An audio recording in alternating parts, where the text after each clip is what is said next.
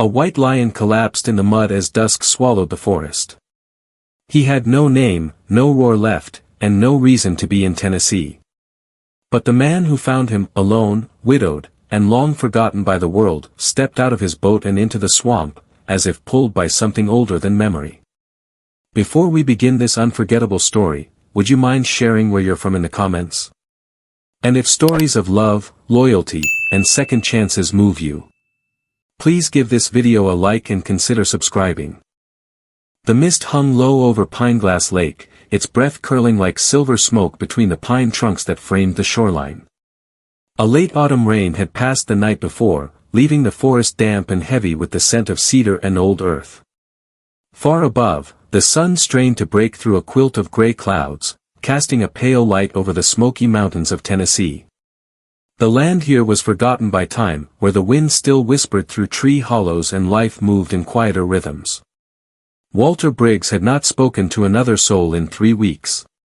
He was a man carved by the years, 63, with wide shoulders that had once carried more weight than any pack, and eyes like storm-washed stone. His beard was streaked with gray and his hands bore the creases of war and loss. A former Army Ranger turned recluse, Walter had lived in solitude near Pineglass Lake for the past 12 years. His wife, Margaret, had died of cancer a year after his retirement. Since then, Walter spoke mostly to the woods. Each dawn, he rose without alarm, lit the old stove, brewed black coffee, and rowed his flat-bottomed boat out into the fog. Today was no different. He wore a flannel coat, faded from sun and time, and boots patched with years of service. A small camera, mounted to his cap, recorded his mornings, a habit he'd picked up for no audience but himself, a strange comfort in hearing the oars dip and the birds call later on his porch. But that morning, the lake was too quiet. A strange sound echoed through the hush. Not a loon's cry. Not the rustle of deer. Something else. Something broken. Walter paused mid-row, his breath visible in the crisp air. He listened. There it was again, low, strained groan. Faint, but urgent. He turned the boat, following the sound toward the northern edge of the lake where tall reeds gathered thickly like a green cathedral. As he approached, his chest tightened not from fear, but the aching suspicion that something was dying. The reeds parted beneath his boots as he stepped ashore. The mud sucked at his soles. 20 feet in, he stopped cold. There, sunken halfway into the mire, lay a creature from myth, a young white lion, perhaps 3 years old, its coat stained with muck and its flanks heaving shallowly. Its once regal mane clung in wet clumps to a skeletal frame. Ice-blue eyes barely open, tracked him, not with fear but with the last brittle thread of hope. Walter blinked once, disbelief clawing up his spine. Lions weren't native to Tennessee. Not white ones. Not like this. But this was no dream. The lion's paws were buried in sludge. Its ribs pressed against its skin like branches under snow. Mud clung to its snout and mane, and flies circled its ears. Its chest rose, barely. Walter stepped forward, slow and deliberate, as if approaching a wounded soldier on the battlefield. "Easy, boy," he whispered, his voice hoarse. "I'm not here to hurt you." The lion did not growl. It did not move. Only blinked. Walter dropped to one knee beside the creature, his boots sinking. He reached a calloused hand to touch the mane, coarse, wet, tangled. Beneath his fingers, he felt a pulse. Weak. Erratic. Fading. He looked around. No phone service. No road nearby. No help. Just him. And the lion. With the same instinct that had once pulled men from burning wreckage and carried comrades through firefights, Walter slid the rope from his satchel. He looped it around the lion's torso, careful not to worsen the shallow cuts along its belly. The lion groaned once but didn't resist.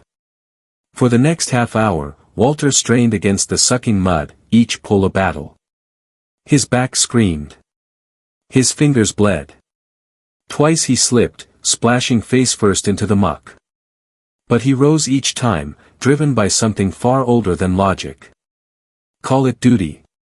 Or grace. Or the need to not let one more soul slip away. On the third attempt, the lion shifted, its forelegs free, then its chest. Walter grunted, dug his boots in, and hauled with everything he had left. The lion, slick with wet earth, slid onto firmer ground beside the boat. He crouched beside it, chest heaving, his hands trembling as he lifted its heavy muzzle. "You're gonna make it," he said, though he didn't believe it. "Not fully. Just hold on." The lion didn't respond. But it breathed. Walter lashed the rope to the stern post and rocked the boat gently into the shallows. He guided the lion's body onto a plank, pulling it with infinite care. The boat groaned under the weight, but it held. Walter sat beside him, because somehow the lion was no longer in it, and placed a hand on his damp flank. The wind sighed through the reeds. The boat drifted from the bank, the lake glassy and silent. Behind them, the mire waited. Still hungry. The rain came harder as Walter Briggs pushed the wooden door of his cabin open with one shoulder, his arms wrapped tightly around the frail, limp body of the white lion. The floor creaked beneath his boots, slick with mud, as he laid the lion gently onto an old patchwork rug by the hearth. A trail of damp earth followed them both, and for a moment, the only sound in the room was the rasp of the animal's breath and the steady tap of rain on the tin roof. Walter stood still, panting slightly, his heart pounding with more than exertion. The lion's coat, once pale and ethereal, now lay caked in mud and streaked with dried blood. Its ribs rose and fell in shallow rhythm, its tail unmoving. Yet in those pale blue eyes, half-lidded and glassy, there was no fear. Only trust. Walter knelt beside the creature, his thick fingers trembling as he reached for the blanket folded at the foot of the couch.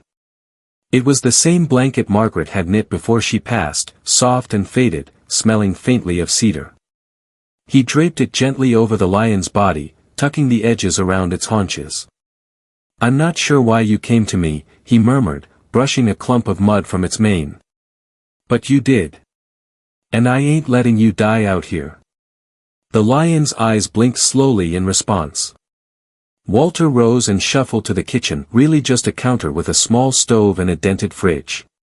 He opened the freezer, digging through frostbitten leftovers until he found a small bag of venison strips from a hunt 3 weeks prior. He unwrapped them, warmed them near the fire, and placed 2 small pieces on a chipped ceramic plate. Crouching beside the lion once more, he slid the plate close. "Here," he said softly. "Not much, but it's yours." The lion took a few seconds to register the smell. Then, weakly, it turned its head and slowly opened its jaws, teeth yellowed but intact. It ate with deliberate effort, each chew an act of survival. Walter watched in silence, a flicker of something blooming in his chest, something he hadn't felt in years. Hope. As the lion finished and lowered its head back onto the rug, Walter exhaled and ran a hand down his face. His bones ached. His mind raced. He couldn't do this alone. With a grunt, he stood and walked to the back room where an old satellite phone sat unused on a dusty shelf. He wiped it clean with his sleeve and turned it on. The signal came through after a pause, one blinking bar. Enough. His thumb hovered over the keypad. There was only one person he knew who might understand, who might be able to help, and who might still want nothing to do with him. Rachel Briggs. His granddaughter. She had always loved animals, even as a girl, saving baby birds, sneaking stray cats into her bedroom, tending to wounded squirrels with band-aids and scraps of cloth. She had followed that passion all the way to Nashville, where she was now a veterinary student, last he'd heard. But they hadn't spoken since the funeral. Since the accident that took her father, Walter's son. She had blamed him. He had seen it in her eyes. And though she had never said the words, her silence had been enough. He swallowed hard and dialed. The line clicked, buzzed, then rang. "Hello," came a familiar voice, sharp but cautious. Walter's throat tightened. Rachel, it's Grandpa. Silence. Then, why are you calling? I wouldn't, he said gently. Not unless it mattered. I found something. Out in the mud near the lake. A lion. A white lion. It's hurt bad, and I don't know how to help it. She said nothing for a long time. He could hear her breathing. I know how it sounds, he added. But I'm telling you, it's real. And I think it's dying. Another pause. Then, colder, why me? Because I know you care, he answered quietly. Because I know you'd never let something like this die, no matter who asked. Another breath. I'm in Nashville, she said at last. It'll take hours. I'll be here. She didn't say goodbye. Just hung up. Walter lowered the phone and looked toward the lion, who still lay curled under the blanket, chest slowly rising and falling. You hang on, he said softly. She's coming. Outside, the storm rolled over the valley, and the trees swayed like witnesses. By the time Rachel Briggs arrived, the rain had stopped, but the forest still glistened as though it held its breath. Pine needles were slick with dew, and the gravel crackled beneath her tires as her Subaru crept up the narrow trail toward the cabin. The morning was still young, and the first hints of golden light filtered through the smoky mountain trees. The smell of wet earth clung to everything. Rachel stepped out of the car with a practiced grace, her boots landing firmly in the mud. At 22, she had the wiry frame of someone always on the move, tall and lean, with sharp cheekbones and steady hands. Her auburn hair was pulled into a high ponytail, revealing a face hardened more by grief than by time. She wore a green utility jacket, faded jeans, and a black vet's bag slung across one shoulder. Her boots were scuffed, her expression unreadable. She had not been back to these woods in nearly 5 years. Walter met her at the porch, the door creaking open behind him. He looked older than she remembered, his back more stooped, his beard grayer, eyes more tired. Yet something about his stance remained firm, grounded, as though the woods themselves had rooted him here permanently. Rachel didn't hug him. She didn't smile. She walked past him without a word. The cabin's interior was dim, the fire low. The scent of pine smoke and raw meat lingered in the air. And there, by the hearth, was the lion. Rachel stopped short. The creature lay wrapped in a thick knitted blanket, its white coat now a dull ivory streaked with shadows. Its head rested on the rug, breath slow but present, chest rising in shallow rhythms. Its eyes opened briefly as she approached, pale, almost silver, searching. Rachel crouched beside it, placing her bag gently on the floor. Walter remained in the doorway, silent. She examined the lion with clinical efficiency, speaking only when necessary. Male. Subadult. 3, maybe 3.5 years old. Malnourished. Deep cuts on the left shoulder. He's dehydrated. Did you give him anything? Walter cleared his throat. A little venison. Water. Blanket. That's all I had. You did all right, she said without looking up. She worked quickly, cleaning the wounds with saline, trimming matted fur, and checking for fever. Her hands were steady, precise. The lion flinched only once, and even then, made no sound. No vocalization, she asked. None, Walter replied. Not even a growl. Rachel studied the lion's throat, then lifted his muzzle gently. He's not mute. But he's silent. She sat back on her heels, wiping sweat from her brow. He breathes like wine through broken glass, she said, almost to herself. Like a whisper. Walter stepped closer. Is he going to make it? Rachel didn't answer right away. She glanced again at the lion, who was now watching her closely, eyes still and unblinking. If the infection doesn't spread, she said softly, yes. But we're not just treating wounds. He's been through something. She leaned in, inspecting old scars beneath the fur, around the neck, along the ribs. Circular indentations. Too uniform to be natural. These aren't from wild animals, she murmured. They're from confinement. Maybe restraints. He was kept somewhere. Not in the wild. A zoo. Rachel shook her head. Too rough. Too secret. I'm thinking private captivity. Maybe illegal. Backyard exotic pet, maybe even trafficking. Walter looked away, jaw tightening.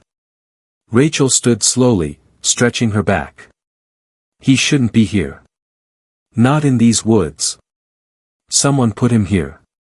Or left him to die. The lion stirred. Rachel turned, knelt again, and placed a cool hand over his side. His breathing slowed. She whispered, "You're all right. You're safe now." Walter watched from the shadows of the kitchen doorway. "You gave him a name?" Rachel hesitated. Then nodded. Whisper. There was a moment of quiet between them, no apology, no resolution, just shared breath and a fragile, suspended truce. Walter moved to the wood stove and added 2 more logs, the fire crackling softly to life. He poured coffee into a chipped mug and offered it. Rachel took it, her fingers brushing his for the first time in years. "He trusts you," she said. Walter glanced at the lion. "He looked at me like I was his only chance." Rachel sat down beside the fire, the mug warming her palms. "I know that look." They didn't speak of her father. Not yet. Not here. But the air was filled with things unsaid, and neither ran from it. Later, as the sun crested over the ridge and filtered through the windows, Rachel dozed lightly against the wall while Whisper slept beside her, tail twitching in dream. Walter sat by the door, one eye on the woods, the other on the 2 figures bathed in early light. The forest was silent. But inside the cabin, for the first time in a long time, something stirred. The wind came down from the ridges that morning colder than usual, curling around the cabin like fingers searching for cracks. The fire had burned low, and outside, frost glittered across the pine needles. Inside, Whisper lay curled by the hearth, head tucked into his side, breath uneven. The early light revealed a troubling truth: his gums had paled, his coat had dulled, and a yellow tint began creeping into the whites of his eyes. Rachel knelt beside him, stethoscope in hand. She didn't like what she heard. "He's going septic," she murmured. "Infection's gotten into his bloodstream." Walter stood nearby, arms folded. "What do we do?" Rachel's brow furrowed. "He needs 4 antibiotics, hydration, blood work, maybe surgery depending on how deep the wounds go. This isn't cabin medicine anymore. I need help." She stood and walked to the kitchen, retrieving her phone from the charger. Swiping quickly, she opened her encrypted messaging app and sent a photo of Whisper, weak, eyes closed, mane tousled, to a contact listed only as Ava J. AWR. Ava Jennings was a wildlife rehab specialist and Rachel's closest friend from veterinary school. Smart, assertive, and notoriously fearless in the face of bureaucracy, Ava now worked with the Appalachian Wildlife Rescue, AWR. She had auburn curls that matched her temperament, unruly and unfiltered, and a sharp wit that often got her into trouble with formal agencies. Rachel hadn't spoken to her in months, but this wasn't about catching up. She typed. "Need your eyes on this. White lion. Found in Tennessee.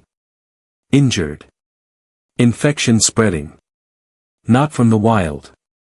Possible illegal captivity. Can you help?" Within 3 minutes, 3 dots blinked. Then a reply. "Holy crap. That's real. Where are you? I'll notify the director. Sending secure team info. Sit tight." Rachel didn't mention to Walter that she hadn't just sent the photo for help, but to raise a red flag. The moment Ava forwarded it through AWR channels, people would start asking questions. Real ones. Dangerous ones. By late afternoon, the forest had changed. It no longer felt like solitude, it felt like something watching. Waiting. At dusk, the first car appeared. It wasn't marked. Just a black SUV, crawling up the trail like it didn't belong. The kind of vehicle that kept its windows tinted and its plates from another state. It stopped 20 feet from the cabin. Walter, already standing on the porch, shotgun in hand, narrowed his eyes. Two men stepped out. One wore a pressed wool coat, gray slacks, and leather gloves. He looked more like a Wall Street executive than someone meant for mud and pine needles. His hair was slicked back, graying at the temples. The other, younger and bulkier, stood behind him, arms crossed, sunglasses still on despite the fading light. "Evening," the older man said, tone too casual.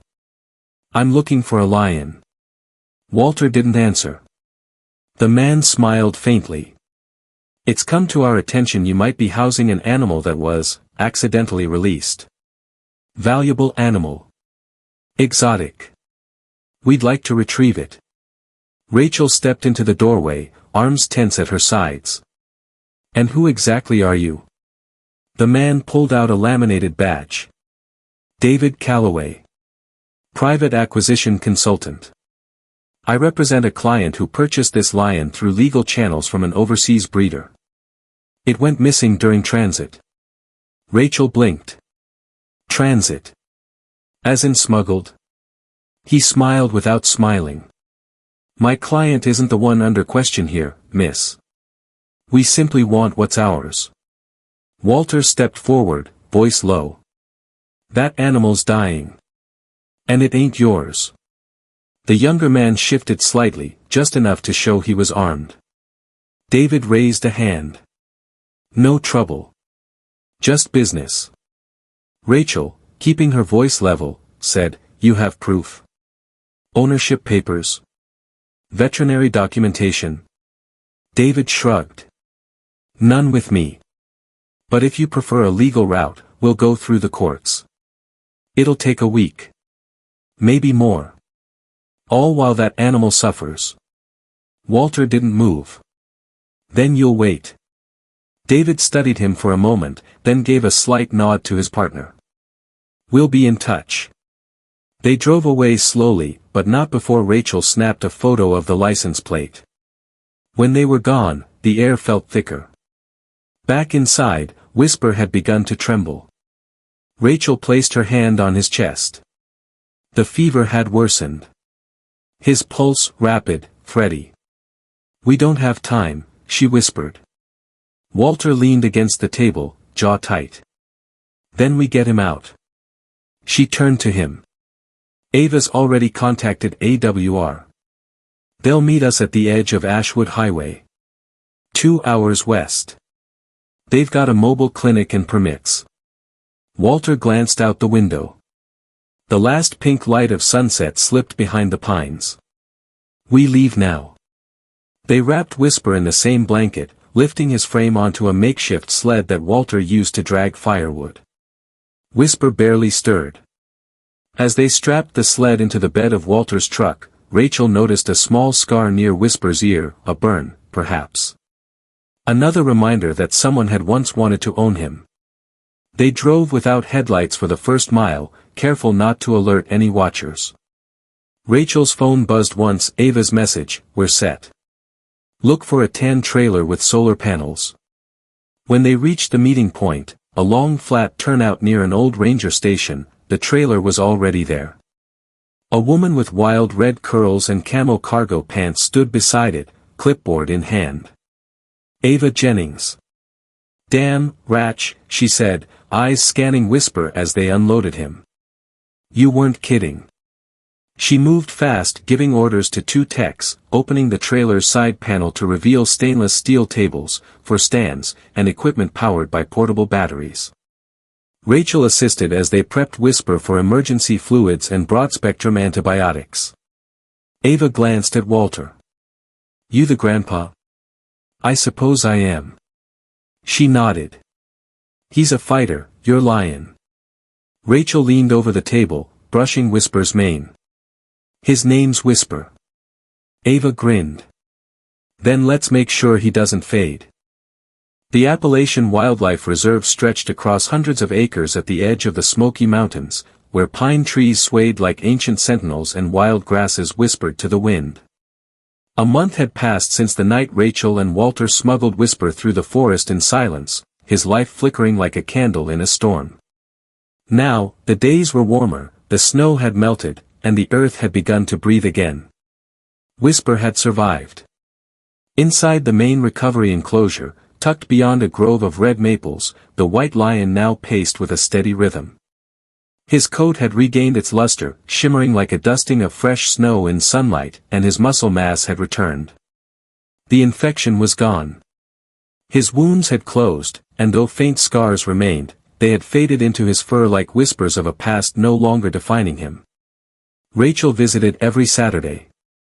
She often came early, before the public hours, when the only sounds were birdsong and the distant babble of the creek. She would bring a thermos of coffee, sometimes an extra muffin for Ava, and sit by the outer fence, watching Whisper patrol his enclosure or rest beneath the trees. Today, she arrived with Walter. It was their 5th visit together. Walter wore his old Ranger jacket, a bit more worn now, and a navy baseball cap with a faded American flag patch. His gait had grown lighter in the past weeks. He walked slower, yes, but with a purpose. There was a softness in his eyes Rachel hadn't seen in years. The lines on his face had not vanished, but they no longer carried the same weight. Rachel walked beside him, her expression unreadable as always, though the way she stayed close, less guarded, less cold, was its own kind of language. Ava Jennings met them at the gate. She was dressed in cargo shorts and a black hoodie that read, "Rescue, Rehab, Release," her curly red hair tied in a wild knot above her head. She held a clipboard in one hand and a pair of aviator sunglasses in the other. "He's ready," she said, grinning. "And he knows today's the big day." Today was Open Habitat Day, an annual event where donors, local families, and wildlife supporters came to the reserve for tours and presentations. This year's theme was "The Wild Reclaimed."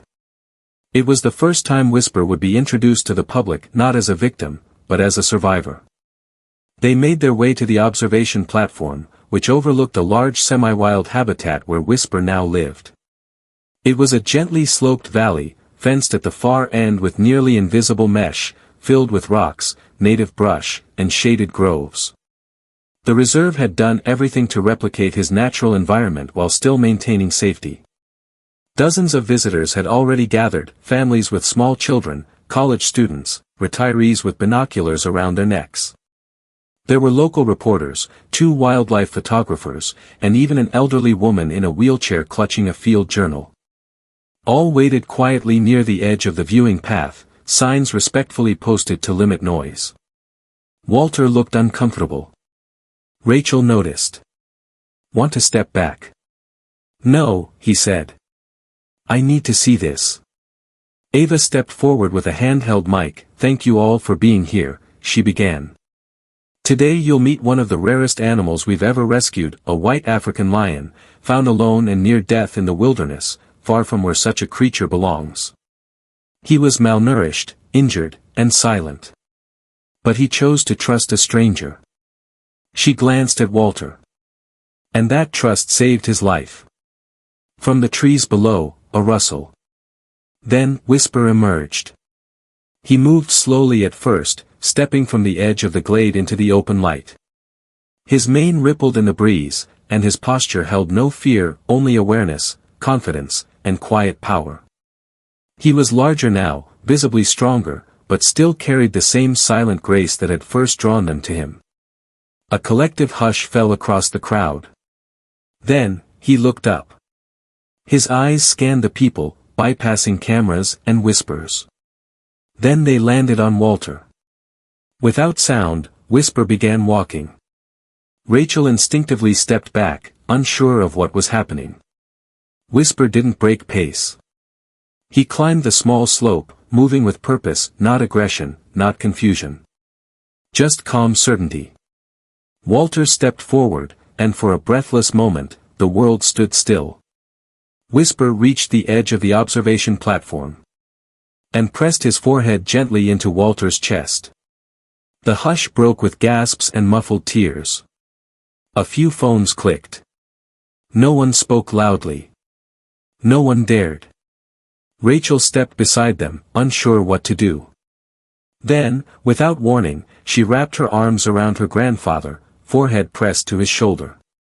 Walter, startled, took a moment and then held her back. They stood there, the three of them, surrounded by forest and sunlight and strangers, connected not by words but by everything that had come before. Ava wiped a tear from behind her sunglasses. Later, Rachel and Walter sat on a bench just beyond the crowds, watching Whisper settle beneath a tree, tail twitching slightly. "Do you think he remembers it all?"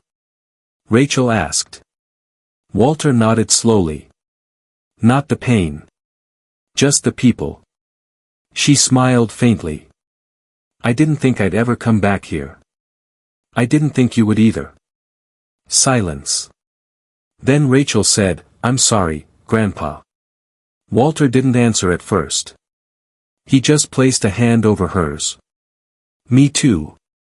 Sometimes, God sends us miracles not wrapped in thunder or light, but in silence, in the form of a wounded lion, a broken relationship, or a quiet act of trust." Whisper was never just a lion. He was a reminder that even the most abandoned among us are not forgotten.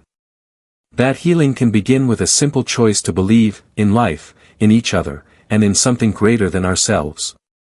Maybe you've been like Whisper, silent, wounded, unsure where to turn. Or maybe like Walter, waiting for forgiveness you weren't sure you deserved. But as this story shows, even in the darkest corners of the woods, God is working. Through unexpected connections, second chances, and quiet roars of hope. If this story touched your heart, share it with someone who needs to believe in second chances. Comment below and type Amen if you believe God still sends quiet miracles. And don't forget to like, subscribe, and turn on the notification bell for more stories of faith, love, and redemption. May God bless you and your family, always.